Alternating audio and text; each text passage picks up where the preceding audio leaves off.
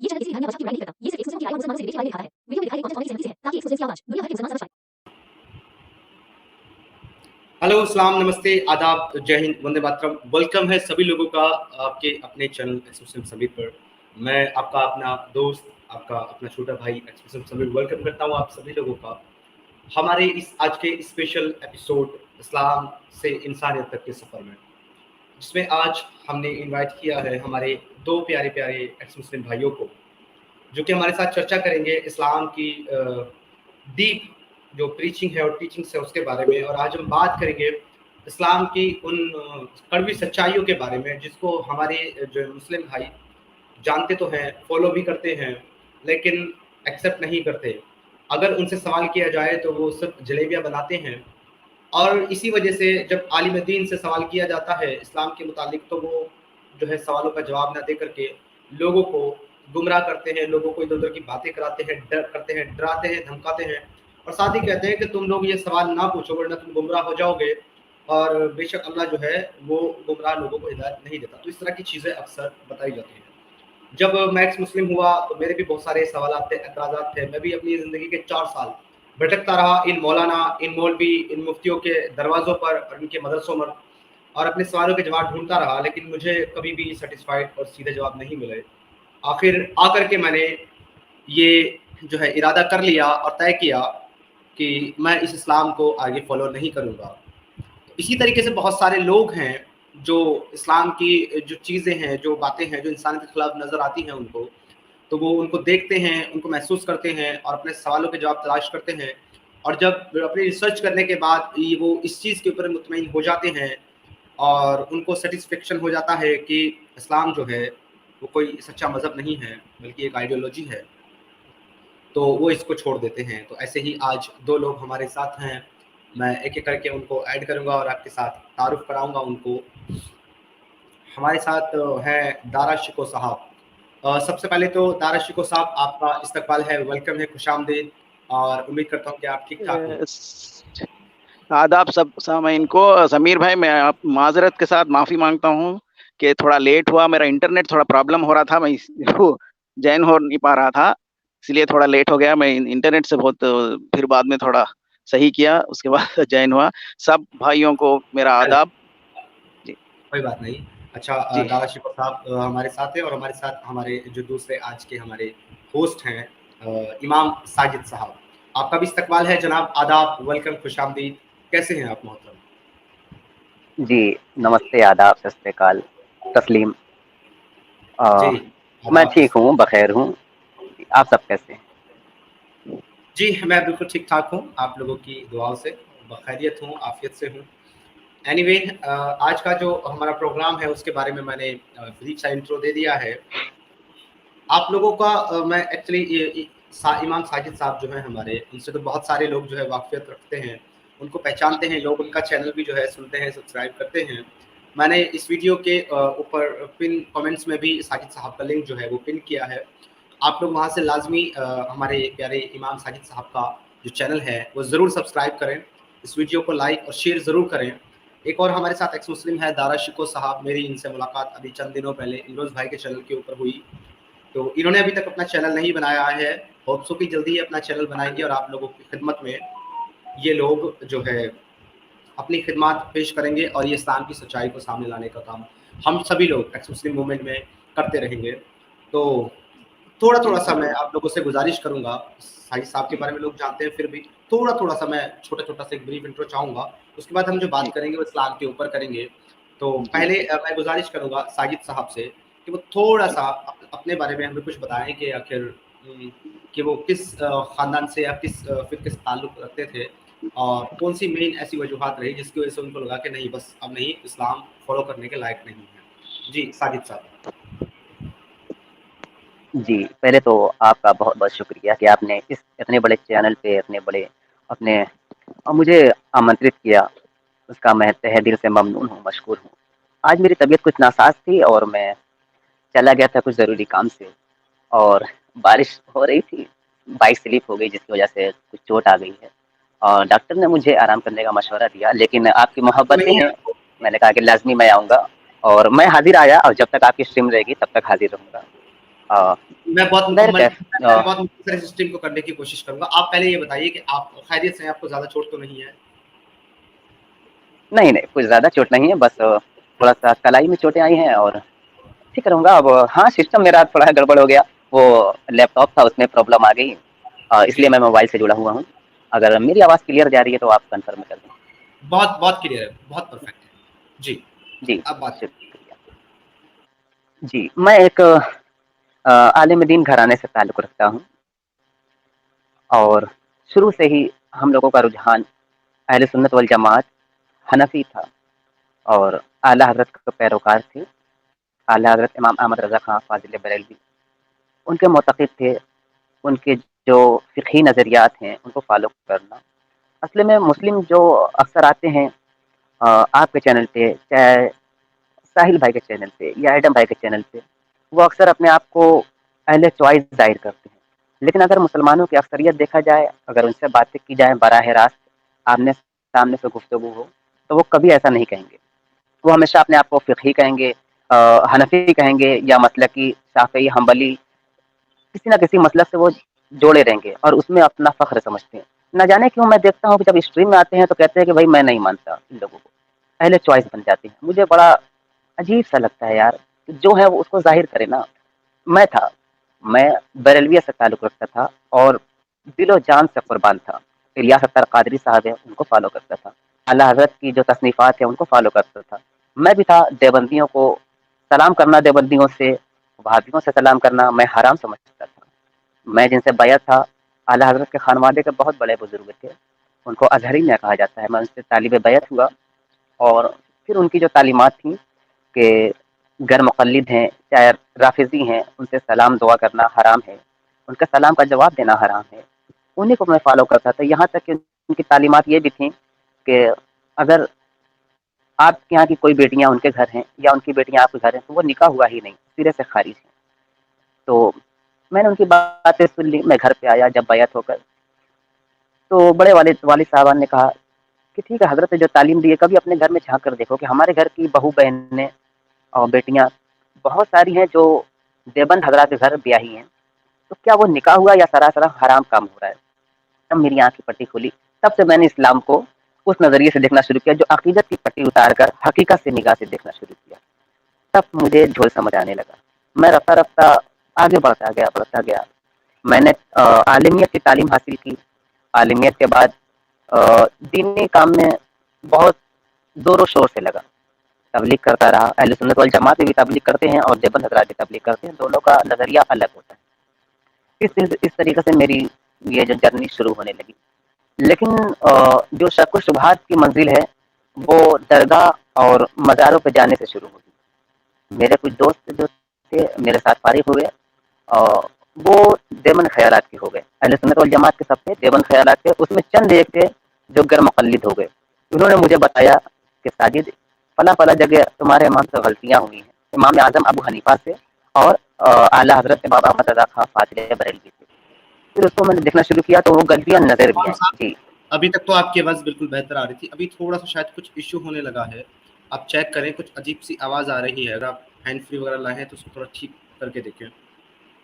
अच्छा, मैं ये आप क्लियर अभी जा रही है क्या? क्योंकि मैं बिल्कुल खुले में हूँ, मैं पहाड़ों के पास बैठा हूँ। कुछ बीच में लड़ियाँ हैं, डिस्टर्बेंस शायद है, डिस्टर्बेंस थोड़ा-सा है बीच में। अगर हैंड फ्री लगाए हैं तो एक बार उसको निकाल कर के दोबारा लगा के देखें, क्योंकि अभी तक बेहतर आ रही थी, पर अब बीच में कुछ प्रॉब्लम आ गई। जी, मैं अभी चेक करता हूँ। जी। जब तक इमाम साहब जो है अपनी हैंड फ्री ठीक करते हैं, तब तक मैं इन शॉर्ट बता दूँ कि इमाम साहब जो है, वो जो है बरेलवी मकतब फ़िक्र से ताल्लुक़ रखते थे और जो है वो बता रहे हैं कि उनके माशरे के अंदर किस तरीके से जो और जो है फ़िरके के लोग हैं, उनसे किस तरीके से नफ़रत सिखाई जाती है कि उनका आपस में एक-दूसरे को सलाम करना भी जायज़ नहीं है। उनका एक-दूसरे के घरों के अंदर रिश्ता करना, यानी कि शादी करना, निकाह करना, रिश्तेदारी जोड़ना, ये भी जायज़ नहीं है, उसको भी बुरा समझा जाता है। तो आप देखिए कि मुसलमानों में आपस में ही कितनी ज़्यादा जो है नाइत्तफ़ाक़ी और नफ़रतें हैं, और ये फिर भी दावा करते हैं हमारे मोमिन भाई कि इस्लाम जो है एक अमन पसंद मज़हब है, जो पूरी इंसानियत से अमन और मोहब्बत सिखाता है। जबकि मुसलमानों में आपस में ही मोहब्बत नहीं है और ये फ़िरका वारियत और फ़िरका परस्ती में डूबे हुए हैं। जी, साजिद साहब, अब चेक करें, आपकी आवाज़ ठीक हुई? जी। अब क्लियर हुई क्या कुछ, जी अब क्लियर है, आप कंटिन्यू करें जी। या अभी प्रॉब्लम है? नहीं अभी बेहतर है सर, बिल्कुल बेहतर आ रही है जी। जी, तो फिर मुझे शक-व-शुबहात वहाँ से शुरू हुए और फिर मैंने फ़ेसबुक पे एक चैनल देखा था, वर्ड ऑफ एथिस्ट। अब तो वो चैनल मुझे नज़र भी नहीं आ रहा, गालिबन बैन हो गया होगा शायद। तो उससे मेरी जो शुबहात थे मेरे, उसको काफ़ी तक़वियत मिली और मुझे समझने में काफ़ी आसानी हुई कि इस्लाम क्या है। अच्छा समीर भाई, मैं उन्हीं हदीसों को पढ़ता था पहले, तो वो अक़ीदत की निगाह से पढ़ता था। मुझे एक लुत्फ़ आता था और आज मैं हकीकत से की निगाह से अक़ीदत को हटा कर देखता हूँ, तो शर्म आती है पढ़ने में। अपने घर की बेटियों के सामने, बहनों के सामने उसी हदीस को पढ़ने में एक शर्म आती है कि किस तरीक़े से उसको पढ़ा जाए। ऐसी-ऐसी हदीसें लिखी गई हैं। इमामुल अंबिया, नबियों के सरदार, किसी के सामने नंगे जा रहे हैं, हदीसों में लिखा है। अगर इन सब बातों को हम लोग उजागर करते हैं, बतलाते हैं लोगों को, फिर हमारे सरों पे तलवारें रख दी जाती हैं कि आपने कैसे कहा? तो हम लोगों का कहना यही है कि आपकी हदीसों में ये लिखा है, इसको हटाइए ना। कुरान में अगर कुछ गलतियाँ हैं, हम लोग बतलाते हैं कि जहाँ यहाँ-यहाँ गलतियाँ हैं, उसको हटाइए। तो वो लोग मानने को तैयार नहीं। क्या कहा जाए? खुदा का कुरान है, एक लफ्ज़ से हटा नहीं सकते वो। गलतियाँ हमें इससे हैं, फिर हमको बोलते हैं कि यार आप इस्लाम पे तंज़ करते हैं, किसी और धर्म पर क्यों नहीं जाते? भाई इस और धर्म पर हमने स्टडी नहीं की, नहीं पढ़ा है, हम इस्लाम से निकले हैं, इस्लाम के मुतालिक हम जानते हैं, इसमें क्या झोल है? दूसरे धर्म के मुतालिक जब पढ़ेंगे, ठीक है, उसके बारे में देखेंगे, लेकिन अभी इस्लाम पे हमारी स्टडी है। जितनी हमारी उम्र अभी गुज़री, इस्लाम ने वो उम्र को समझ लीजिए बर्बाद कर दिया है। लेकिन एक खुशी ये होती है कि मैंने आलिमियत की, मुझे इसका फ़ायदा ये हुआ, कम से कम मैंने इस्लाम को अच्छे तरीके से जाना। मुसलमानों से भी गुज़ारिश है कि आपके पास कुरान है, हदीस है, सिर्फ़ अरबी पर इक्तिफ़ा ना करें, उसको ट्रांसलेशन के साथ पढ़ें, तर्जुमे के साथ पढ़ें। कुरान रखें तो तर्जुमे वाला रखें, उसको पढ़ें, फिर हमारे जो एतराज़ात हैं, उनको अपने कुरान से देखें। हम सच कह रहे हैं या कुरान सच कह रहा है? फिर तो मेरी गर्दनें हाज़िर हैं यार, उड़ा देना ना। बिल्कुल, बिल्कुल आपने बड़ी अच्छी बात कही है। इमाम साहब बहुत-बहुत शुक्रिया, आपने हमें इन शॉर्ट बताया अपने जो है जर्नी के बारे में कि किन वजूहात की वजह से आप जो है इस्लाम की तरफ से आपका जो है मोह भंग हो गया और आप इस्लाम से इस्लाम की आपने एक अलग नैरेटिव से स्टडी की, उसको समझा, फिर आपने उसको छोड़ दिया। तो मैं मुबारकबाद देता हूँ आपको। हमारे साथ जो दूसरे मुस्लिम दारा शिकोह साहब हैं, जनाब आपसे भी मेरा यही सवाल है, उसके बाद जो है फिर हम जो है उन चीज़ों की तरफ जाएँगे जो इस्लाम में हमको लगता है कि वो सही नहीं है। आप थोड़ा-सा अपना ब्रीफ सा इंट्रो दें, जैसे कि हमारे इमाम साजिद साहब ने अपने बारे में बताया मुख्तसर, थोड़ा-सा आप बताएँ ऑडियंस को। जी। ए, जी, जी समीर भाई, इस मैं थोड़ा डिटेल्स बताने से पहले मैं दुरुस्त समझता हूँ कि कोई 2-3 आयतें पढ़ के सुनवा दें, क्योंकि मैं नया हूँ, कोई ऐसा शक ना करें कि मैं कोई गलत एडी से नहीं आ रहा हूँ। हेलो? कोई मसला नहीं समीर है, भाई सुनिए, आवाज़ आ रही है? हाँ, मेरे ख्याल से आपका थोड़ा-सा ना आवाज़ जी, बीच-बीच में कट रहा है, इंटरनेट का कोई हाँ, मसला हो सकता है, कट रहा है। लेकिन अभी ठीक आ रही हाँ, है। वो थोड़ा आप सुनाइए अभी आ बेशक, रही कोई दिक्कत नहीं है, आप कुरान की तिलावत है। कीजिए, हम भी सुनेंगे। जी, जी। बिस्मिल्लाहिर्रहमानिर्रहीम। يطوف عليهم ولدان مخلدون بأكواب وأباريق وكأس من معين لا يصدعون عنها ولا ينزفون وفاكهة مما يتخيرون ولحم طير مما يشتهون وحور عين كأمثال اللؤلؤ المكنون جزاء بما كانوا يعملون لا يسمعون فيها لغوا ولا تأثيما إلا قيلا سلاما سلاما فأصحاب اليمين ما أصحاب اليمين। सल्लल्लाहु अलैहि। क्लियर थी समीर भाई आवाज? जी सुभान अल्लाह, लेकिन वो बीच बीच में जो है थोड़ी सी आपकी हाँ आवाज वो क्या है, थोड़ा नेट का प्रॉब्लम था। मैं आज को आपको मैसेज भी किया था कुछ नहीं। किरात तो बड़ी प्यारी जी करते हैं दारा शिको साहब। जी मैं तो जी। इतनी अब अच्छी नहीं कर मैं सकता जितनी इमाम साहब और आप लोग करते हैं। मैं थोड़ा शॉर्ट में इंट्रोडक्शन दे देता हूँ, आप जैसा आपने बताया था पहले। जी मैं एक्चुअली एक साउथ के एक छोटे से कस्बे से ताल्लुक़ रखता हूँ, जहाँ पर छोटी सी मस्जिद थी हमारे गाँव में। उस मस्जिद के अंदर इमाम साहब थे, नमाज़ पढ़ाते थे, लेकिन मेरे को इतना मज़ा नहीं आता था वो नमाज़ पढ़ने के लिए उनके पीछे। मतलब मैं उतना इंटरेस्ट से नहीं जाता था।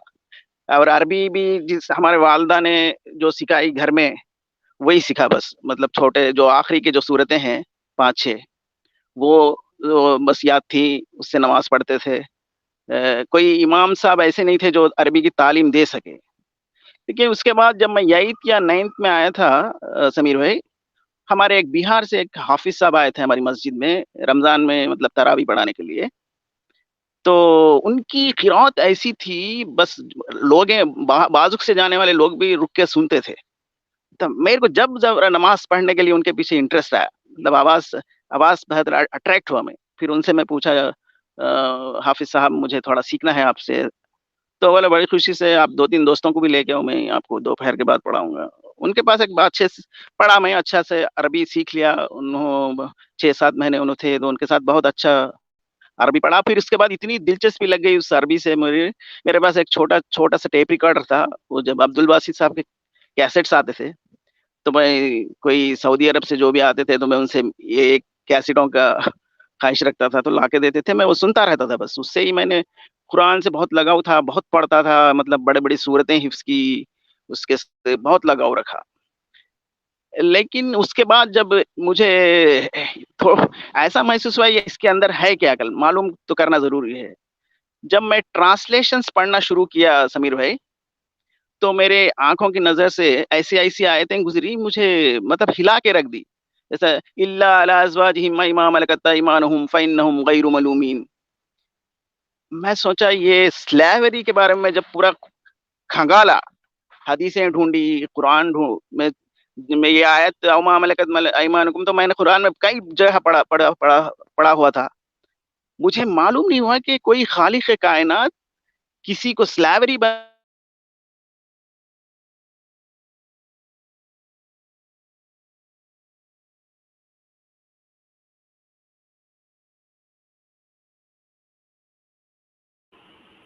आपकी आवाज़ चली गई है दारा शिको साहब, आपकी आवाज़ नहीं आ रही है। लगता है इनका इंटरनेट का कुछ इश्यू हो गया है इमाम साहब, तो वॉइस चला गया या कॉल आ गया होगा मेरे ख्याल से गालिबन। आप हैं यहाँ पर इमाम साजिद साहब? जी, जी मैं हूँ। ओके, जब तक इनका इंटरनेट ठीक होता है तब तक मैं आपसे छोटा सा सवाल करना चाहता हूँ। आपने अपनी बात करते हुए ये कहा है कि कुछ ऐसी-ऐसी हदीसें हैं, जिनको पढ़ने में भी शर्म आती है।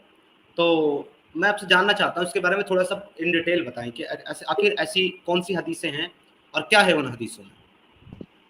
अब बात अ, हदीसें ऐसी हैं जैसे कि गालिबन ये बोल रहे थे क्या? बहरकैफ मैं बोल देता हूँ। कुछ हदीसें ऐसी हैं कि लोगों ने अम्मा आयशा से पूछा, सबसे छोटी बीवी जो थी सरवर कायनात की, और उम्मुल मोमिनीन जिनको कहा जाता है, उनसे पूछा कि गुस्ल कैसे किया जाता है? तो बजाय इसके कि वो बताएँ, उन्होंने करके दिखाया कि ऐसे किया जाता है। क्या ये शर्म की बात नहीं है? उन्होंने बीच में एक पर्दा हाइल था, तो जब कहने का मतलब कि जब पर्दा हाइल था, तो करने की क्या ज़रूरत थी? बतलाना चाहिए था ना। बतला देती तो वही मामला था। करने से तो कोई वो बात मुकम्मल होती नहीं, या फिर पर्दा हाइल ना करती, देखिए ऐसे किया जाता है। पर्दा हाइल करने का मतलब क्या हुआ समीर भाई? ये सब हदीसें हैं। फिर मोहम्मद अरबी के मुतालिक है कि अम्मा आयशा ने कहा कि एक दफ़ा मैंने हुज़ूर को पूरी ज़िंदगी में, ना उससे पहले कभी नंगा देखा, ना उसके बाद, प्योर पूरा नंगा देखा। ज़ैद बिन हारिसा आए थे मुलाकात के लिए, दरवाजे पर दस्तक दी तो मोहम्मद अरबी उठकर उसी तरह नंगे चले गए थे। उसके मुतालिक हदीस है कि अम्मा आयशा ने कहा कि पहली दफ़ा मैंने ज़िंदगी में उन्हें नंगा देखा मुकम्मल तौर पे। ज़ाहिर सी बात है ज़ैद बिन हारिसा ने भी देखा होगा। अभी मेरा सिस्टम नहीं है वरना मैं स्क्रीन शेयर करता आपको जी। दिखा देता। हाँ, नहीं मैंने वो हदीस जो है पढ़ी है। इवन उसमें जो है ये भी है कि उन्होंने उसी हालत में नंगे ये वो जपिया-वपिया भी पाई ज़ैद को जो है वो जी, जपिया-वपिया भी दे रहे थे उसी जी कंडीशन में। जपिया ली जी, गले से लगाया, दरवाज़ा खोलते उनको गले जी, से जी, जी। लगाया। जी। जी, देखिए हमारे रसूलुल्लाह की ये हमारे रसूलुल्लाह की शान है कि नंगे होकर के अपने मुँह बोले बेटे को जपिया वगैरह भी दे देते हैं। बिल्कुल। जी, जी। और फिर बहुत सारी बातों में तज़ाद भी पाया गया, जैसे कि सफ़र मेराज के मुतालिक अबू बकर सिद्दीक़ तो फ़ौरन ईमान लेकर के चले आए कि हुज़ूर आपने जो कहा मैं ईमान लाता हूँ, ठीक है? उसी वक़्त उनका लक़ब पड़ गया सिद्दीक़ अकबर।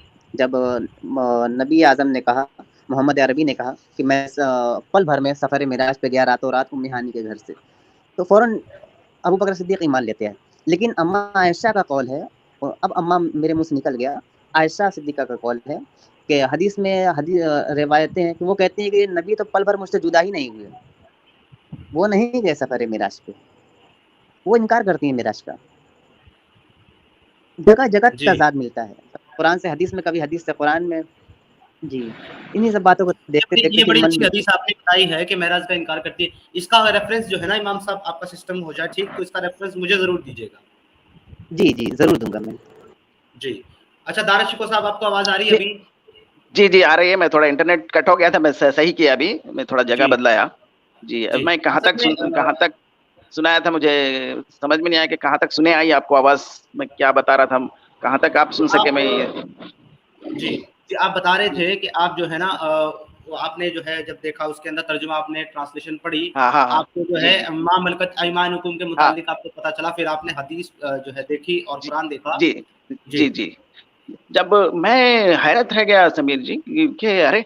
एक खालिक़ कायनात जो सारी खालिक़ का कायनात का सुपर बीइंग है, सुपर इंटेलेक्चुअल है, वो क्या ऐसी आयतें भेज सकता है? मैं फिर इसकी तलाश में रहा, फिर मेरे को मुझे जब मैं सूरह तौबा से गुज़रा तो मुझे ऐसी-ऐसी आयतें लगी कि इन्नल्लाह अश्तरा मिनल मुमिनीना अनफुसहम व अम्वालहुम बिअन्ना लहुमुल जन्नह युक़ातिलूना फ़ी सबीलिल्लाहि फ़यक़्तुलूना व युक़्तलून। ऐसी जैसी आयतें पढ़ता गया तो मुझे अब समझ में नहीं आ रहा था कि क्या ये इस किताब को कैसे आसमानी किताब कहा जा रहा है। ऐसी-ऐसी आयतें जब मैं हदीस से पढ़ना शुरू किया तो मुझे लगा कि ये तो कुछ कहानियाँ हैं बस। मुझे ये तो लग गया था कि कहानियाँ हैं, लेकिन कुरान से लगाव था, फिर भी मैं कुरान को छोड़ना नहीं चाह रहा था। ये कहीं न कहीं कुछ हो सकता है क्योंकि हम अरबी नहीं जानते थे। ये एक हमारी थोड़ा वो थी। मैं कई लोगों से पूछा, हमारे एक हाफ़िज़ साहब थे देवबंद के, बहुत बड़े आलिम भी थे वो, हमारे घर आया करते थे। तो मैं उनसे एक बार डिस्कस शुरू करा तो वो बोलने लगे नहीं वो अब तुम क्यों तर्जुमा वो अरबी जानना मुश्किल है मियाँ, वो अरबी अलग ज़बान ही अलग है, उसकी ग्रामर पढ़ना पड़ता है इसको समझने के लिए, तुम खाली ऐसी ट्रांसलेशन पढ़कर नहीं समझ सकते, उसकी तफ़सीरें पढ़ना है। मैं बोला तफ़सीरें भी मैंने पढ़ा है। जो ब्रैकेट डालकर क्यों करते हैं आप लोग? ब्रैकेट जहाँ जिस वर्स के अंदर वो चीज़ है ही नहीं, आप ब्रैकेट डाल के अंदर आप कौन-सी उससे बना रहे, नहीं वो बोले वो तफ़सीर पढ़ना ऐसा है। मैं जब मुझे समझ में आ गया कि एक घपला है, कुछ है इसके अंदर। जब पूरा ऐसे ही समीर जी मेरे को जब समझ में आया कि कुरान ने इंसानों को 2 हिस्सों में बाँट दिया। एक तो मोमिन, एक तो काफ़िर। और काफ़िर उन लोगों को नहीं कहा गया जो रेप करते हैं, चोरी करते हैं, हत्या मर्डर करते हैं, उनको नहीं कहा गया। उनको काफ़िर कहा गया जिसने इस किताब को और इसके रसूल को ना माने। और मोमिनों को उनको कहा गया जो सोशल वर्क करते हैं, जो गरीबों में काम करते हैं, अपने जो भी अच्छे काम करते हैं, उनको नहीं कहा गया, सिर्फ़ मोमिन उनको कहा गया जो ये इस किताब को मानते हैं और इनके रसूल को मानते हैं। ये डिवाइड एंड रूल पॉलिसी मुझे ऐसी लगी। इन वो मुझे ये बहुत ही मतलब बहुत ही दहला देने वाली बात थी ये कि जब से मैं लगा ये घपला है भाई, इसमें तो ये बहुत डेंजरस फिलॉसफी है, ये अरब आइडियोलॉजी, तो अभी तो छोड़ना ज़रूरी है। मैं जी, बेसिकली जैसा कि मैं समझ पा रहा हूँ, तो आपके जो जी, एतराज़ात शुरू हुए हैं, वो जी, एक्चुअली सेक्स स्लेवरी के ऊपर हुए हैं। स्टार्टिंग मतलब स्टार्ट वो पॉइंट से हुआ, लेकिन उसके बाद में पूरी जब पढ़ना शुरू करा तो उसके अंदर तकरीबन ऐसी खत्लो खिताल हो रही है, और मोमिनों को अलग कहा जा रहा है। इन्नल लदीना कफरू मिन अहलिल किताबि वल मुशरिकीना फी नारि जहन्नम खालिदीना फीहा उलाइका हुम शर्रुल बरिया का रहा। शर्रुल बरिया इतनी इस किताब को ना मानने की वजह से, और इस किताब का कोई एविडेंस नहीं है, जिसका नो एविडेंस है उसको अगर ना माना तो उसको शर्रुल बरिया मतलब पूरी जमीन के अंदर गंदी कौम कहा जा रहा है। फिर मोमिन को क्या कहा जा रहा है? इन्नल लज़ीना आमनू व अमिलुस सालिहाति उलाइका हुम खैरुल बरिया, सबसे बेहतरीन कौम। जी बिल्कुल जी। अच्छा, ये जहन्नम में डालने की बातें समीर भाई जो कहते हैं, खुदा कहता है जहन्नम में डालूंगा, उसके साथ ये भी कहता है अबदा, हमेशा हमेशा जहन्नम में। हमेशा हमेशा क्यों डालेगा? फिर मैंने जितने गुनाह किए उतनी तक मेरे को फिर से वही आवाज आने लगा जो पहले आ रहा था। ये क्या मसला है? कुछ हैंड फ्री में प्रॉब्लम है क्या आपकी? अब न जाने ऐसा क्यों हो रहा है। मेरे क्या, अगर मेरी आवाजें नहीं आ रही है तो फिर इनसे गुफ्तगू कर रहे हैं, फिर मेरी आवाज आपकी आ रही है, लेकिन वो जो ब्रेक हो जाए वाइब्रेशन होता है ना आवाज में, नहीं वाइब्रेशन जो होता है पीछे से, जैसे कि इलेक्ट्रिसिटी की आवाज होती है ना, वो चिट वाली, वो उस तरह की आवाज आ रही है। नहीं वो नहीं, असल में मैं दरियाओं के बीच में बैठा हूँ, दरिया के पास, तो शोर शराबा ज्यादा होगा गालिबन इस वजह से।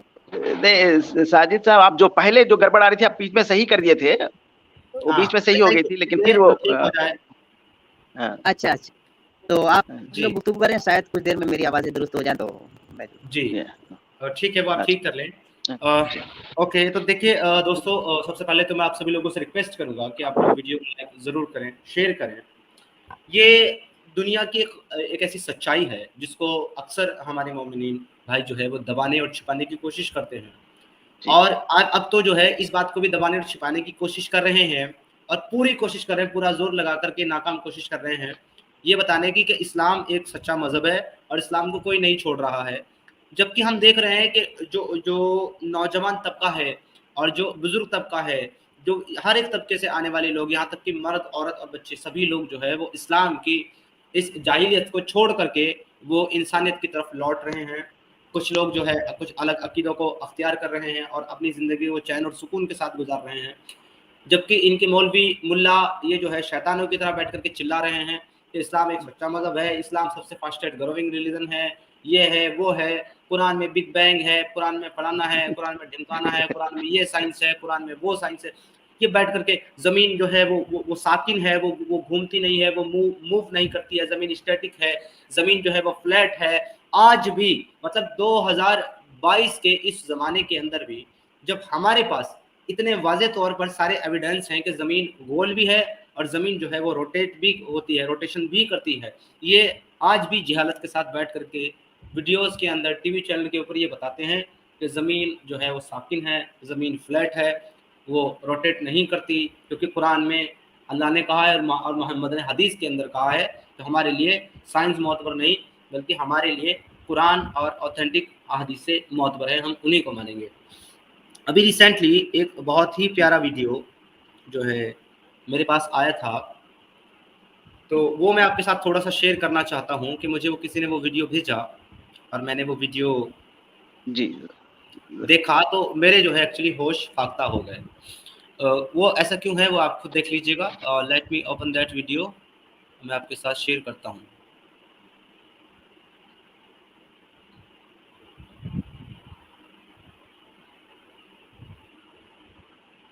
शायद मैंने यहाँ ऐड भी किया था।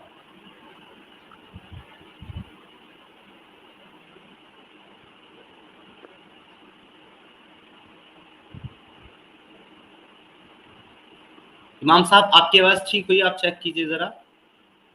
जी, अगर मेरी आवाज़ जा रही है क्लियर अब कि वही प्रॉब्लम हाँ, अभी चल रही है? अभी थोड़ी बेहतर है, अभी थोड़ी बेहतर है। जी, अब आप बात करें, आप कुछ कह रहे थे। जी, मैं कह रहा था कि कुरान में अबदा का भी ज़िक्र है ना, खालिदीना फीहा अबदा कहा गया है। इसमें हमेशा हमेशा डालेंगे हम, उसी में हमेशा रहना है, निकलना नहीं है। तो सजाएं उतनी दीजिए ना जितने हमारे गुनाह हैं यार, हमेशा हमेशा क्यों डालेंगे आप? ये तो नाइंसाफी है ना। फिर आप आदिल हैं, आप अदल करने वाले हैं, अल्लाह तो आदिल है ना, फिर ये अदल कहाँ चला गया?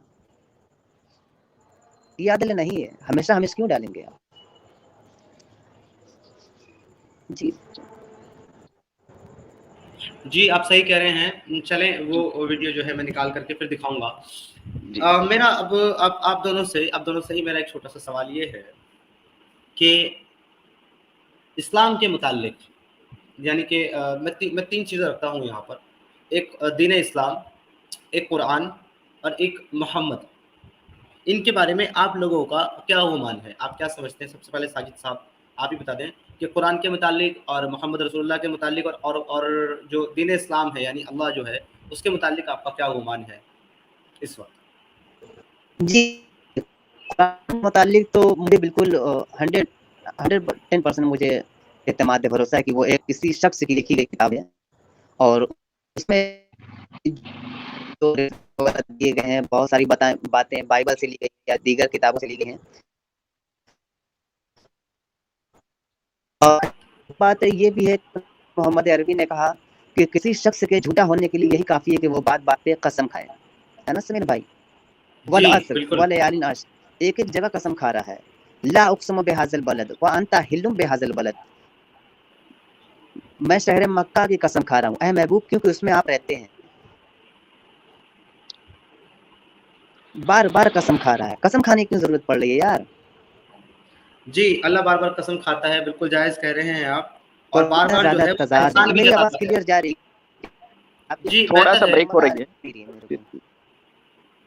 बस ठीक है लेकिन आप कोई लोग बात बातें नहीं, करें, मैं थोड़ा-सा चेक कर रहा हूँ, 1 सेकंड। ठीक है। जी जी मेरा आपसे भी जो है जनाब यही सवाल जी है, दारा शिको साहब, आपका जी जो है ये कुरान के मुतालिक और मोहम्मद रसूलुल्लाह के मुतालिक और अल्लाह के मुतालिक आपका क्या ख़्याल, क्या गुमान है? नहीं, पहले तो समीर जी, मैं जब पूरा तरीके से इसको छान-बीन पकड़ कर दिया, तो उसमें मुझे लगा कि ये कोई आसमानी किताब तो है ही नहीं। ये तो मेरे को पक्का मालूम पड़ गया कि लेकिन क्योंकि इसके अंदर ऐसी-ऐसी बातें कोई भी एक इंसान नहीं कर सकता, एक ह्यूमन बीइंग नहीं कर सकता, वैसी बातें कोई खालिक़ कायनात कर रहा है, तो कौन इसको यकीन मानेगा? कैसे यकीन मानेगा? पहले ये कॉन्सेप्ट ही रॉन्ग है मेरे हिसाब से ये कॉन्सेप्ट जो है प्रॉफिट्स कोई एविडेंस लेकर नहीं आप समीर भाई मैं एक छोटा-सा एग्ज़ाम्पल देता हूँ। अगर आप ऑफ़िस में बैठे हैं, आपको कुछ हेड ऑफ़िस से आप इंचार्ज हैं ऑफ़िस के, आपको हेड ऑफ़िस से कोई आदमी आ रहा है तो आपको मेल आएगा, फ़ोन आएगा, मतलब कोई इंस्पेक्शन को आ रहा है, उसकी इत्तला रहेगी। वैसे ही आप उनको इन अब सडनली एक आदमी एक खत पकड़ के आपके पास आ गया और बोल रहा है कि मैं हेड ऑफ़िस से आ रहा हूँ और वो खत आप खोल के देखेंगे तो ना आपकी ज़बान का है खत, दूसरी आप उसको तर्जुमा से किसी की तर्जुमे को लेकर मेहनत करके खोल के देखें, पढ़ें भी तो वो खत में ना कोई आपको बात समझ में आ रही है, ना उसको दुम है नहीं। अब ऐसे आदमी को आपके ऑफ़िस में एंट्री देंगे आप? जी, नहीं, बिल्कुल नहीं। ये भी हिसाब यही है। अब ये खुद सेल्फ डिक्लेरेशन है ना कि मैं प्रॉफिट हूँ, मुझे मानो। सेल्फ डिक्लेरेशन है ये। आ आप कोई इन्फिडेंस नहीं बने अच्छा, आप देखिए समीर भाई, कुरान मैं जब छोटे 6th-7th में हम लोग छोटे से जो कहानियों की किताबें पढ़ते थे, स्मॉल स्टोरीज़, वो उसका राइटर इतनी बेहतरीन तरीके से पेश करता है कि वो बच्चों के दिमाग में बैठ जाए। उसका प्रेज़ेंटेशन ऐसा होता है। लेकिन ये आप खोल के देखिए, ये किताब जो आसमानी किताब कहा जाता है, आपको कुछ समझ में आएगी? अग ये उसका प्रेज़ेंटेशन भी देखिए ना आप, ना उसको दुम है, ना सर है। एक जगह एक कहानी बोली जा रही है, सडन फिर मामला बदल जा रहा है, फिर दूसरा कहीं चले जा रहा है। ना उसका पूरा एक्सप्लेनेशन वहाँ मिलेगा आपको, ना वो क्या कहना चाह रहा है वो समझ में आएगा। अब इसीलिए मैं समझता हूँ ये स्टेज में ये लोग को मालूम हो गया था कि ये छत सिर्फ़ इसकी ये किताब की पिलर पर नहीं रुकेगा, इसको एक सपोर्टिव पिलर चाहिए। ये सपोर्टिव पिलर ही इन्होंने हदीस बनाई है। आप जी, क्या कहेंगे सर? Very well said. आपने जो है अपनी एक ही बात के अंदर जो है तीनों चीज़ों को या कवर कर लिया, कुरान को भी जी, और जी, मोहम्मद साहब को भी और उसकी हदीसों को जी, भी और जी, पूरा मुकम्मल इस्लाम जो है इसी के जी, इर्द-गिर्द घूमता है। हाँ, बहुत बहुत बेहतरीन।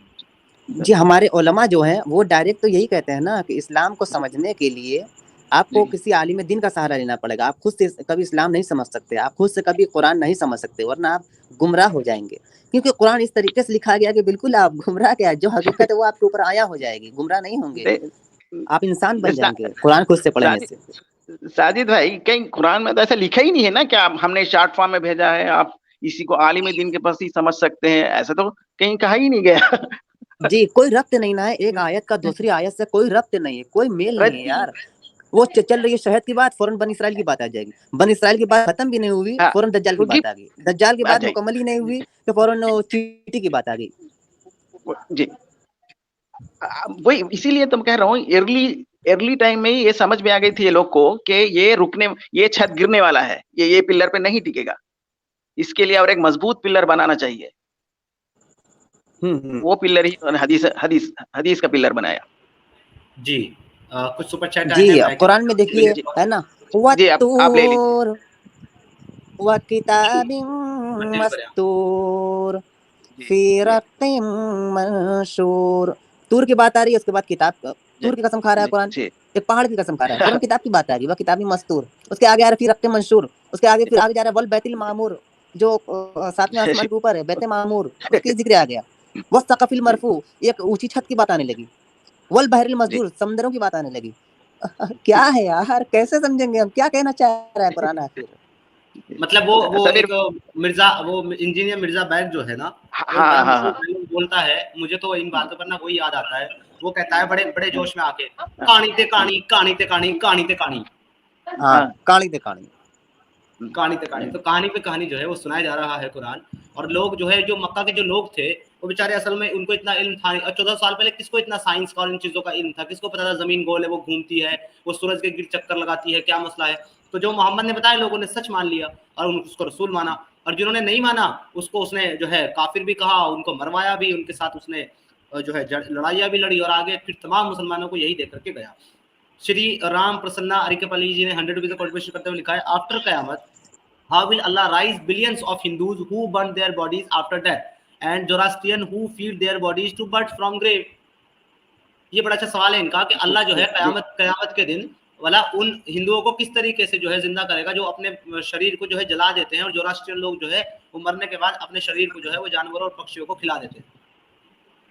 जी, ये श्री राम जी इन्होंने पूछा है, तो अल्लाह का ये हुक्म है कि, और हदीसों में भी आता है कि हर एक पार्ट को कहीं भी बिखरे हुए हों, यहाँ तक कि एक-एक बाल को भी अल्लाह जमा करेगा, सब आपस में जुड़ेंगे। जब जुड़ जाएँगे तो पूरे उस शक्ल में इंसान तैयार होगा जिस शक्ल में इंसान दुनिया में था। आपकी राख बन जाएगी, उसको भी जोड़ेगा अल्लाह। बाल को, जी नाखूनों को, आपके एक-एक पूर को भी जोड़ेगा। जोड़ने के बाद फिर उठाएगा और फिर पूछेगा कि बता तूने मुझ पर ईमान क्यों नहीं लाया? वो 70 माओं से ज़्यादा मोहब्बत करने वाला खुदा जहन्नम में डालेगा। अच्छा, इसमें इसके मुतालिक जो है ना एक स्टोरी मैं बचपन से सुनते आया हूँ, और तबलीगी जमात से जब मैं जुड़ा रहा तो मैं भी वहाँ भी सुनता था कि यही सवाल जो है ना वो दाऊद अलैहिस्सलाम ने अल्लाह से किया कि अल्लाह तो मरने के बाद मुर्दों को जिंदा कैसे करेगा, तो और उनको कैसे जो है फिर से उठाएगा। तो कि अल्लाह ने फिर उनको हुक्म दिया कि तुम 3 जानवर पकड़ के लाओ, एक कबूतर और 2 और कोई जानवर बताए, कहा कि इनको काटो, इनको जो है जिबा करो और इनका कीमा कीमा बना दो, और कीमा बनाने के बाद इन सबको मिक्स कर दो। अब जब उनका जो जो गोश्त था, जो उनका मांस था, वो मिक्स कर दिया, तो उसके बाद अल्लाह ने फिर हुक्म दिया, तो वो उनके जो जो जिस भी जानवर का जो जो हिस्सा जहाँ भी था वो आपस में जुड़ा, अलग अलग वो जानवर जो है फिर से जिंदा कर दिया अल्लाह ने। तो ऐसी सी भोंगिया सुनाई जाती है लोगों को। जी, ये लिखा हुआ है कि आप अल्लाह ने कहा कि आप आवाज़ दीजिए, फ़ौरन जुड़ जाएँगे। आवाज़ दी और वो सारे जुड़ जी, करके फिर उड़ते हुए चले आए, उड़ते हुए चले और आए। कहा कि अच्छा, बस इसी ये तरह अल्लाह जो क़यामत इतना में होगा। पावरफुल है साजिद साहब, कि वो जी। जानवरों का छोटे-छोटे पीस और कीमा बनाने के बाद में उनको फिर से जिंदा कर सकता है, ये अल्लाह। और जो अल्लाह इतना पावरफुल है कि वो मूसा के आसा को एक अजदा बना देता है, लेकिन वो अल्लाह इतना पावरफुल नहीं है कि मूसा की ज़बान की लुकनत हटा देता, बल्कि उसके साथ उसके भाई को भेजता है नबी बनाकर। वो अल्लाह इतना पावरफुल भी नहीं था कि ताइफ में जब मोहम्मद अरबी को पत्थर लगा तो रोक सके। वो अल्लाह इतना एग्ज़ैक्टली। पावरफुल भी नहीं था कि जब नमाज़ पढ़ लेते मोहम्मद अरबी तो अबू जहल गले में ओढ़नी डाल के खींच रहा था तो उसको बचा सके। कहाँ चला गया था वो अल्लाह तब? किस काम में मसरूफ़ था? जी, मैं मेरे उस मौज़ू पे वापस आता हूँ। जी, आप कुरान के अच्छे जानकार हैं इमाम साजिद साहब, अरबी से भी आपकी वाक़फ़ियत अच्छी है। कुरान जगह-जगह जो है वो ज़मीन के मुतालिक ये कहता है कि ज़मीन को हमने जो है बिछाया है, फ़र्श बनाया है, बिछौना बनाया है, यानी कि वो फ्लैट अर्थ की बात करता है। और एक हदीस है, बहुत बहुत कवी है, जो कि इस बात को पूरी तरीके से वाज़ेह कर देती है कि इस्लाम के अंदर फ्लैट अर्थ का जो है कॉन्सेप्ट है, और स्टैटिक अर्थ का कॉन्सेप्ट है। इसके लिए तो हमें मुल्लाओं की वीडियोज़ रोज़ाना मिलती ही रहती है कि हर जो है ना सुबह के वक़्त जो है अल्लाह पहले आसमान पर आ जाया करता है रात के वक्त, रात के आखिरी हिस्से में, और आकर के कहता है कि मैं ही हकीकी बादशाह हूँ, तो कोई है जो मुझसे मदद मांगे मैं उसकी मदद करूं, और कोई है जो मुझसे रहमत मांगे मैं उससे रहमत दूं, और कोई है जो मुझसे मगफिरत तलब करे मैं उसकी मगफिरत कर दूं। तो असल में अगर इस एक आर्गुमेंट को हम ले लें, तो जब दुनिया जो है वो रोटेट करती है और सूरज के सामने वाली जगह में दिन होता है और पीछे वाली जगह में रात होती है, तो अल्लाह तो रात के आखिरी हिस्से में आता है, तो जाहिर बात है कि जिस वक्त अल्लाह रात के आखिरी हिस्से में आता है तो उस वक्त दूसरी जगह दिन हो रहा होता है, तो अल्लाह वहां नहीं आता। तो क्या अल्लाह जो है रोटेट करता रहता है गैलेक्सी के अंदर कि अभी भाई रात यहाँ हुई है तो पहले यहाँ पहुंच जाऊं आसमान पे, फिर दूसरी तरफ रात हुई है तो फिर वहां पहुंच जाऊं? क्या अल्लाह इतना छोटा है कि वो जमीन के एक छोटे से हिस्से में आता है फिर जमीन के दूसरे हिस्से में आता है? इससे साबित होता है कि ये फ्लैट अर्थ कॉन्सेप्ट है। अगर फ्लैट अर्थ होगी तभी पूरी जगह सब जगह जो है एक साथ दिन होगा और एक साथ रात होगी, सूरज निकलेगा तो सामने से सब जगह रोशनी पहुंचाएगा, और तभी अल्लाह का ये कॉन्सेप्ट सही हो सकता है कि जब पूरे आलम के अंदर रात हो। एम आई राइट और रॉन्ग साजिद साहब? जी, असली में मोहम्मद अरबी को पहले मालूम नहीं था कि आगे आने वाले दौर में साइंस भी आएगी और साइंस इतनी तरक्की कर जाएगी कि वो दुनिया को भी नाप लेगी, उसका हजम कितना है, कितना बड़ा है। सूरज पे चाँद पे जाने के बाद भी पता करेगा कि चाँद के भी कितने चाँद हैं। ये तो मोहम्मद अरबी को नहीं मालूम था। उन्होंने बता दिया कि आसमान में एक दरवाज़ा है। मैं बुराक से गया तो दरवाजे को खटखटाया जिब्रील ने, और फिर अंदर से निदा आई कि कौन? उन्होंने कहा जिब्रील। फिर निदा आई तुम्हारे साथ कौन है? कहा कि मोहम्मद अरबी है। तब दरवाज़ा खुला। ये सब यार भोंगिया कब तक चलेंगे यार, मुसलमानों जागो। लेकिन साजिद साहब आप ये देखिए कि हम इनके हमारे मुसलमानों के जो आलिम है, जो आलिम दीन है, ये तो बेचारे आज भी उसी बात पढ़े हुए हैं कि जमीन साकिन है और फ्लैट है। आप ये वीडियो आपने सुनी होगी। अर्थ का डायरेक्शन दूसरी तरफ है, चांद की तरफ है। सूरज आपके मुल्क से दूर हो गया? कहाँ दूर चला गया? वो अब है ना दूसरी डायरेक्शन में चला गया कि वो रोटेट करता रहता है, तब दूसरे मुल्कों की तो बारी आनी चाहिए ना गर्मियों के लिए। जमीन रोटेट जी, जमीन तो साकिन है बेटा, जमीन तो रोटेट रोटेट करती ही नहीं है, जमीन गर्दिश नहीं करती। लेकिन हमें ज्योग्राफी में पढ़ाया जाता है कि अर्थ जो है वो सूरज का चक्कर लगाता है। ये लॉजिक ये गलत है बेटा। साइंस की ये थ्योरी जो है ना, ये दुरुस्त नहीं है। असल जो थ्योरी है ना वो कुरान और हदीस वाली है, और आला हजरत जो हमारे ना इमाम अहले सुन्नत आला हजरत ने ये प्रूफ किया है कि जमीन साकिन है, यानी जमीन मूव नहीं करती। साकिन को एक अच्छा सा वर्ड इंग्लिश का होता होगा साकिन का, स्टैटिक।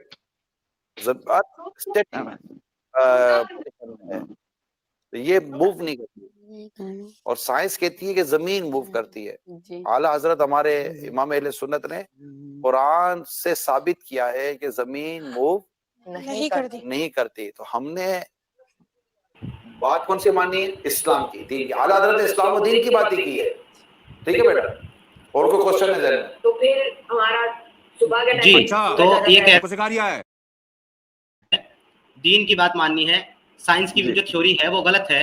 मैं एक छोटी सी क्लिप आपको दिखाता हूं जो कि अभी रिसेंटली शूट की गई है। ये एक जनाब हैं जिन्होंने 12 लाख स्क्वायर फीट की ऊंचाई से हमारी गैलेक्सी से हमारी अर्थ के ऊपर इन्होंने जंप किया, 4 या 5 साइड के अलग अलग कैमरास को साथ लेकर के, और इसमें आप देखेंगे कि आपको वाज़े तौर पर जमीन गोल और घूमती हुई नजर आ जाएगी। आप ये वीडियो देखें, मैं आपके साथ इसको वीडियो को शेयर करने लगा हूं ताकि आप इसको देख करके खुद अंदाजा लगा लें। ये आपको नजर आ रही है सर वीडियो? अच्छा समीर भाई, फिर सोचिए कि ये जो तालिबे इल्म को तालीम देते हैं कि जमीन फ्लैट है, अर्थ फ्लैट है, उनका फ्यूचर फिर क्या हो गया? वो भी आगे जाकर के जहालत करेंगे कि नहीं हमारे कुरान में ऐसा लिखा है, हमारे उलमा ऐसा कहते हैं। फ्यूचर क्या होगा? सर वो आगे जाकर के ना इस नासा ऑर्गेनाइजेशन के चीफ बनेंगे जिसने ये एक्सपेरिमेंट किया। आप खुद देखिए, वाज़े तौर पर इस वीडियो में क्लियर है कि जमीन ना तो स्टैटिक है और ना फ्लैट है, वो राउंड भी है और वो रोटेट भी करती है, और उसके रोटेट करने की वजह से ही हमारी जिंदगी के ऊपर दिन और रात हैं। अगर वो रोटेट करना बंद कर दे तो दिन और रात रुक जाए और इस जमीन के ऊपर जिंदगी खत्म हो जाए। एक और थ्योरी है इस्लाम की, उसके ऊपर भी मैं आप दोनों की राय चाहूंगा, मुझे उसके बारे में भी बताएं। आप लोगों ने वो हदीस सुनी होगी जिसमें कहा गया है कि जिस वक्त अल्लाह जो है इस जमीन को खत्म करना चाहेगा तो सूरज जो है वो मगरिब की जगह मशरिक से निकलेगा, और ये सिर्फ इस कंडीशन में पॉसिबल हो सकता है जब जमीन अपने सरफेस में जिस तरीके से आज घूम रही है उसके अपोजिट घूमना चालू कर दे, और उसके लिए जमीन को ठहरना होगा, रुकना होगा, पहले रुकेगी फिर अपोजिट घूमेगी। और ये भी बात प्रूव हो चुकी है साइंस से कि जिस दिन ये जमीन घूमना बंद कर देगी, इस जमीन के ऊपर जिंदगी ही खत्म हो जाएगी। तो सर उस उगते हुए सूरज को देखने के लिए बचेगा कौन? पहली बात तो मैं ये कहना चाहता हूँ कि मोहम्मद अरबी के ज़माने में ये हो चुका, ठीक है, सूरज निकल चुका अपने अपोजिट साइड से। कैसे? हज़रत अली जो दामाद थे मोहम्मद अरबी के सबसे छोटे, उनकी एक नमाज कज़ा हो गई थी, तो मोहम्मद अरबी ने सूरज को वापस पलटाया। मोहम्मद अरबी हज़रत अली की आंखों में आंसू थे, तो मोहम्मद अरबी ने पूछा क्या हुआ अली? तो हज़रत अली ने कहा कि हुजूर मेरी नमाज कज़ा हो गई, मेरी नमाज छूट गई है और सूरज गुरूब होने को है।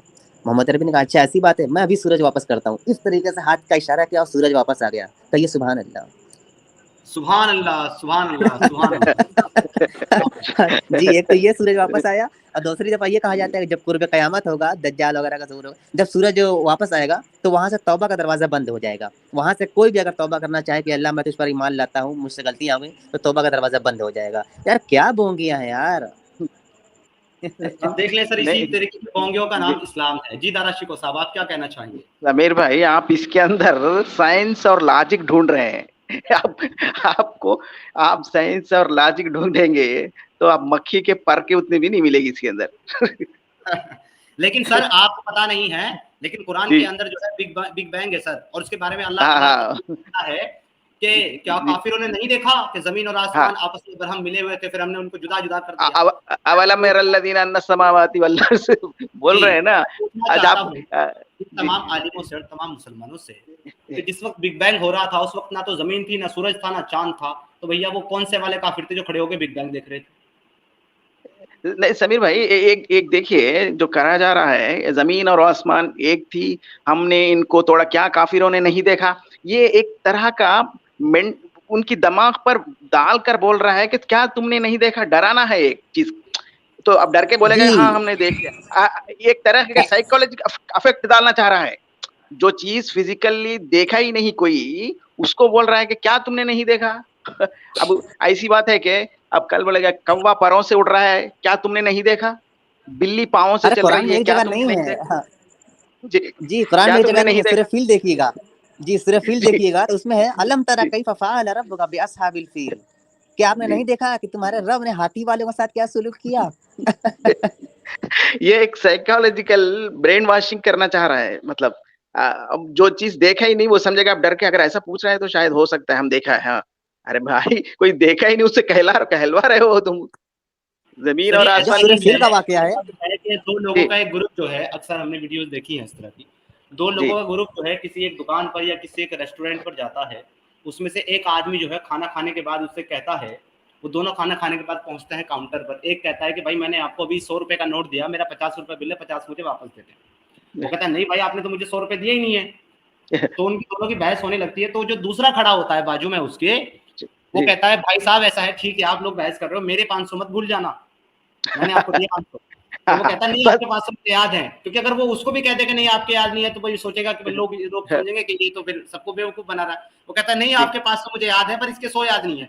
तो आखिर में कहता है अच्छा मुझे देर हो रही है, मुझे मेरे 400 वापस दे दे, 100 काट के वो दे देता है। फिर वो थोड़ी देर और रुकता है, फिर कहता है अच्छा इनका कितना बिल बना के 50 का, अच्छा चलो झगड़ा खत्म करो, ये लो 50, वो 350 फिर भी एडवांस उससे लेके चले जाते हैं। तो वही काम जो है अल्लाह का है। सही सही सही मिसाल है, करेक्ट एग्जैक्टली। आप अच्छी मिसाल दी है, सही है। तो जनाब वही काम इस अल्लाह का है। कहता है कि क्या तुमने हाँ, नहीं देखा? अब तुझे देखा। बेचारे डर जाएंगे, वो कह देंगे जी हाँ हमने हाँ, देखा। हाँ, देखा है। वही वही वही वही इसलिए बोल रहे हैं ना। वो आप इसके ऊपर वो इंजीनियर मोहम्मद अली साहब ने भी अवलम यरल्लज़ीना अन्ना समावाति आयत के ऊपर कुछ जवाब दे रहे थे। वो कैसे दे रहे थे? अरे खालिक जब कायनात शुरू हुई तो वो जुड़ी हुई थी, उसका लाजिम लॉजिक है। वो दूसरी कुछ सूरत की आयत को लाके यहाँ पेश कर रहे थे। उनको खुद अंदर से हंसी आ रही थी। आप देखो, अब गौर से देखो समीर भाई वो वीडियो, वो इंजीनियर मोहम्मद अली साहब को खुद अंदर से हंसी आ रही थी वो बोलते समय। अंदर उनको खुद मालूम था कि भाई क्या बोल रहा हूँ। ओके, तो तकरीबन 1 घंटे का हमारा एपिसोड हो चुका है। 1 घंटे की मुझे स्ट्रीम ये करनी जी, थी। मैं एक लास्ट जी, क्वेश्चन आप दोनों से करना चाहता हूँ, उसके जी, बाद जी, हम इस एपिसोड को कंक्लूड करेंगे। पहले साजिद साहब से मेरा सवाल है। साजिद साहब जी, आपके लिए मेरा सवाल ये है कि ये जो एक्स मुस्लिम मूवमेंट चल रही है, ये जो लोगों को अवेयर करने का काम कर रहे हैं और कुरान हदीस की और इस्लाम की सच्चाई लोगों को ये एक्स मुस्लिम लोग बता रहे हैं, मुस्लिम भाइयों को हमारे, तो आपको क्या लगता है कि ये कितनी इफेक्टिव है, इसका क्या असर होगा और इसके आने वाले वक्त में क्या नतीजे होंगे? जी, इसका असर ये हुआ कि सबसे पहले तो मैं अपना खुद का एग्जांपल दे दूं कि मैं इंसान हो गया और इंसानियत मेरा धर्म हो गया। जी बतौर खास मैं शुक्रगुजार हूँ हारिस सुल्तान भाई का और जफर हेरिटिक भाई का, जी, जिनकी वजह से मैं मुकम्मल तौर पे निकल गया। जी। जफर और हेरिटिक साहब के बारे में जो है मेरी भी यही राय है, क्योंकि जिस वक्त मैं इस यूट्यूब के ऊपर आया था, मैं एक्चुअली 2018 से एक्स मुस्लिम था, लेकिन कश्मकश में था। मैं सोचता था कि हो सकता है कि भाई मैं गलत हूँ, जिस तरीके से इस्लाम को मैं समझा हूँ या जो मेरे एतराज़ात हैं वो मुझे लोग समझा नहीं पा रहे हैं, आलिम समझा नहीं पा रहे हैं या मैं समझ नहीं पा रहा हूँ, लेकिन हो सकता है कि मैं गलत हूँ और ये सही हो, क्योंकि ये खुदा का कलाम है और इस्लाम जो है वो अल्लाह का दीन है, तो इसमें गलती होने की गुंजाइश नहीं है, मेरी समझ का कोई फेर है। लेकिन जब मैं यूट्यूब पे आया और मैंने जफर हेरिटिक की वो वीडियोस देखी कुछ, तो वो सारे के सारे जो मेरे सवाल और एतराज थे वो उनसे मिल गए। फिर मैंने काफ़ी सारी वीडियोस उनकी एक ही रात में देख डाली, तकरीबन 15 से 16, और उसके बाद सो गया। फिर जब अगले दिन उठा तो मुझे अलग अलग चैनल्स के सजेशन आने लगे, साहिल भाई के चैनल का सजेशन आया, एडम सीकर के चैनल का सजेशन मुझे आया, एक और चैनल हुआ करता था उस वक्त सचवाला जी एक्टिव थे, आज़ाद जी थे, एक और चैनल हुआ करता था इसके अलावा मौन जिहाद के नाम से शौकत साहब का, एक चंद एक लोग जो है, हारिस सुल्तान को मैंने सुना, गालिब को, कमाल को मैंने सुना। तो फिर मेरे समझ में आया कि नहीं, मैं अकेला नहीं हूँ इस सोच वाला इंसान, मेरे जैसे तो बहुत लोग हैं और मैं बिल्कुल सही रास्ते पर हूँ। और फिर मैं इस मूवमेंट के साथ जुड़ गया साहिल भाई के चैनल से, और फिर अपना चैनल क्रिएट किया, और आज आप लोगों की खिदमत में मैं भी वही काम कर रहा हूँ जो बाकी लोग कर रहे हैं। हालांकि मैं समझता हूँ कि मेरा योगदान, मेरा कंट्रीब्यूशन उस लेवल का नहीं है जितना बाकी लोगों का है। मैं तो बहुत एक छोटा सा, एक अदना सा एक हिस्सा हूँ इस मूवमेंट का। पर आपकी बात से मैं मुत्तफिक हूँ कि लोगों को सुनकर लोगों के अंदर अवेयरनेस आ रही है, और जो उनके दिलों के अंदर दबे हुए एतराज और सवालात हैं वो उभर कर अब वो खुलकर सामने रख रहे हैं। समीर जी जी समीर जी, नहीं आप ऐसा मत समझिए। आप जब टीवी पर डिबेट ये मुफ्तियों से, मौलाना से किया है, मैंने देखा है, आप जिन आयतों के हवाला दे रहे थे वो मुफ्ती साहब ना एक आयत पढ़ सके, ना उन्होंने कुछ हवाला दे सका। तो उससे ही दर्शकों को मालूम हो जा रहा था कि ये कितना कमजोर है इनका। वो उससे ही मालूम हो जा रहा। मेरा भी तकरीबन यही हाल था। जब आप सोचिए समीर जी, क्या 10 साल पहले हम ये सोच रखते थे, ऐसा सोच भी सकते थे? हमारे बिल्कुल नहीं। लेकिन आज हम ये स्टेज पे हैं, तो बेशक ये इंटरनेट की ही वजह है मेरे ख्याल से, ये सब लोगों को जोड़ रही है। और आप देखिए 10 साल के अंदर हर एक्स मुस्लिम सीना तान कर अपनी पेशानी पर लिख कर चलेगा।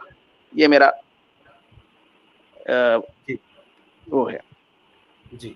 ये आप लोगों का प्यार है, नो मोर सर एंड जितने भी लोग कमेंट कर रहे हैं, ये आप सब लोगों का प्यार है। Strong PPG. मैं अपने आप को किसी लायक नहीं समझता, मुझसे बहुत ज़्यादा लायक और काबिल लोग मौजूद हैं जो कि अपनी अपनी जो है खिदमतें दे रहे हैं इस मूवमेंट के लिए।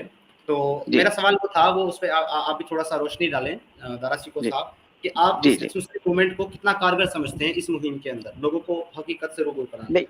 नहीं, ये ही बहुत बड़ा मिशन चल रहा है समीर जी। ये हम नहीं जान रहे हैं, लेकिन लोग इसकी बारे में हर चौके पर, हर झाड़ के बैठकर, हर महफिलों में इसकी डिस्कस हो रही है।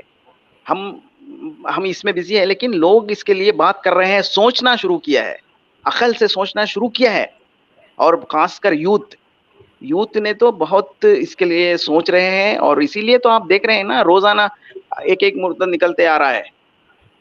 ये इसी की रिजल्ट है जी, इसी की देन है जी। बिल्कुल। हमारे साथ जो है हमारे अजीज और हमारे मोहतरम, हमारे बुजुर्ग, हमारे मार्गदर्शक जी जनाब आज़ाद ग्राउंड एक्स मुस्लिम साहब भी इस डिस्कशन के शुरू से ही बैक स्टेज में जुड़े हुए हैं।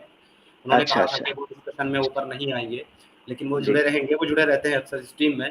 मैं उनसे भी गुजारिश करूंगा कि आज जो है इस एपिसोड के इख्तिताम पर, इसके ख़त्म पर वो भी स्ट्रीम ज्वाइन करें और 2 बातें आज के एपिसोड के मुतालिक और इस मूवमेंट के मुतालिक वो भी कहें, मुझे अच्छा लगेगा। आज़ाद जी जरूर अगर आप जुड़ सकते हैं तो आपके पास एक्सेस है, आप ऊपर आ सकते हैं।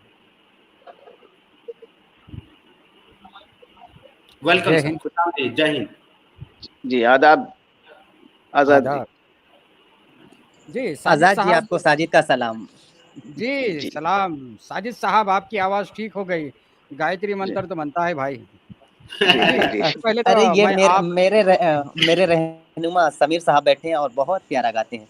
और असल में गाने में ये प्रॉब्लम है ना कि साहिल भाई की स्ट्रीम में मैंने कुछ सुनाया था, तो साहिल भाई बोले कि स्ट्राइक आता है यार को चैनल वगैरह से, तो ऐसा कुछ नहीं नहीं नहीं, रीजन नहीं है। कोई स्ट्राइक नहीं आता। वो मैंने विदाउट म्यूजिक कोई जी, स्ट्राइक नहीं आता है। कोई अगर स्ट्राइक आप नहीं। म्यूजिक के साथ गाएंगे तो स्ट्राइक आने के चांसेस रहते हैं। जी, तो और ओम म्यूजिक आपकी खुद की रही भूर्भुवस्सुः तब भी नहीं है, आपकी खुद की म्यूजिक होना। जी ये भाई गा रहे हैं, इनको गाने दें अगर। जी हाँ दादा जी भाई शिको आप जी, गाएं। प्लीज, आपको भी याद है गायत्री मंत्र? वाह सुभान अल्लाह, प्लीज गो अहेड। जी समीर जी, मैं भी ने बहुत से श्लोक पढ़ी है, संस्कृत का ग्रामर पढ़ा है। जी जी संस्कृत पढ़िए, से थोड़ा बहुत मैं सॉरी मैंने रोक दिया, जी पढ़िए जी आप। जी। ओम भूर्भुवस्सुः तत्सवितुर्वरेण्यम्। ओम भूर्भुवस्सुः तत्सवितुर्वरेण्यम्। थोड़ा मैं भूल रहा हूँ, नेक्स्ट थोड़ा आप ठीक है, तो मैं पढ़िए। उसको मुकम्मल कर देता हूँ, है ना। अगर जी जी मंत्र है तो जी मंत्र मुकम्मल करना लाजमी होता है गालिबन जी जी जी हाँ नॉन हाँ मोमिन हाँ के। हाँ, जी जी। ओम भूर्भुवस्सुः तत्सवितुर्वरेण्यं भर्गो देवस्य धीमहि धियो यो नः नम प्रचोदयात्। प्रचोदया जी दियो यो न प्रचोदया। ये सही। मैं वो सडन कुछ जबान से नहीं आया मेरे जहन के हिसाब जी से। जी बहुत जी बहुत शुक्रिया। और समीर भाई तो लास्ट में बोलेंगे ही बोलेंगे। मैं जी इस स्ट्रीम को देखकर अपना एक छोटा सा का मैसेज देना चाहता हूं कि जो भी जी एक्स मुस्लिम अगर थोड़ा सरकार टेक्नोलॉजी को यूज़ करे और वॉइस चेंजर इस्तेमाल करके अपने थॉट्स भी शेयर करे, भले यूट्यूब चलाए ना चलाए वो आपकी जी मर्जी है, लेकिन अपने थॉट्स शेयर ज़रूर करें। अगर आप चाहते हैं कि आपने जो कुछ देखा जो कुछ जाना वो आपके साथ दफन ना हो, तो प्लीज़ जी अपने न्यू जनरेशन को गाइड करने की नीयत से अपने ऑब्जर्वेशन, अपना मुताला, अपना मुशाहिदा दोनों भी बांटे, ताकि आपके अंदर जो बोझ है वो कम हो जाए। और जैसा कि अभी थोड़ी देर पहले समीर भाई ने कहा कि उनके दिल में कुछ ख्यालात आते थे, तो हर एक के दिल में जब पहली बार ख्याल आते हैं तो वो ये समझता है कि शैतान मुझे गुमराह कर रहा है। क्या मैं गलत हूँ? क्या मैं अकेला ऐसा सोच रहा हूँ? सबके समझ में आ रहा, मेरे क्यों नहीं समझ में आ रहा? क्या मेरे दिल पे मोहर लग गई है? लेकिन जब वो सुनता है किसी और के बारे में, जैसा कि इन्होंने भी सुने, तो जब उनको लगता है कि नहीं नहीं ये सही वैलिड सवाल है जो मेरे दिल में उठ रहे हैं, तो ये आने वाले जो भी लोग रहेंगे उनके लिए रहनुमा के तौर पर आपके ख्यालात पेश होते हैं। तो जो भी सुन रहे हैं हमारे इस स्ट्रीम को, तकरीबन 890 लोग सुन रहे हैं, तो उसमें जो भी एक्स मुस्लिम है, या ये शेयर करो उन एक्स मुस्लिमों तक जिन्होंने अभी तक के ये हिम्मत नहीं जुटाई है। मैं नहीं कहता हूँ कि ओपनली आ जाओ, अपनी सिक्योरिटी का ख्याल रखते हुए कोशिश करें कि हो सकता है आपके मुशाहिदात वहां तक गुजरे हो जहां तक कि हमारे किसी के ना गुजरे है, और आपके कहने पर वो नुक्ता न सिर्फ एक्स मुस्लिम के समझ में आए बल्कि मुस्लिम के समझ में आए, और हम जिस देश में रहते उस देश के नॉन मुस्लिम के भी समझ में आए। बेचारे शुगर कोटेड इस्लाम को सुनते हैं, कटवा देते हैं नीचे का, और बाद में इस्लाम छोड़ने को जाते हैं तो ऊपर से भी कटने की बारी आ जाती है। तो अगर हम कुछ ऐसी बातें रखें जो पहले ही उनके समझ में आ जाए तो उनकी कई परेशानियों से उनको बचाया जा सकता है। समीर जी, मैं जाते जाते एक बात कहूंगा। जो मुल्लाओं मुफ्तियों ने कहते हैं कभी भी कि एक इंसान का कत्ल सारी इंसानियत का कत्ल है, ये हमारी कुरान कहती है, और बहुत बड़ी चीज कहते हैं वो। अरे साहब, ये बात तो हमारे बर्र सगीर में वेदास में कई हजारों साल पहले कही गई थी। माहिम सैयद सर्वभूतानी, एक का हिंसा सर्वभूतानी, ये तो हजारों साल पहले वेद में कहा गया है ना। ये कौन सी बड़ी बात इन्होंने कुरान कही थी जो इसके लिए क्या कुरान को टपकाना पड़ा?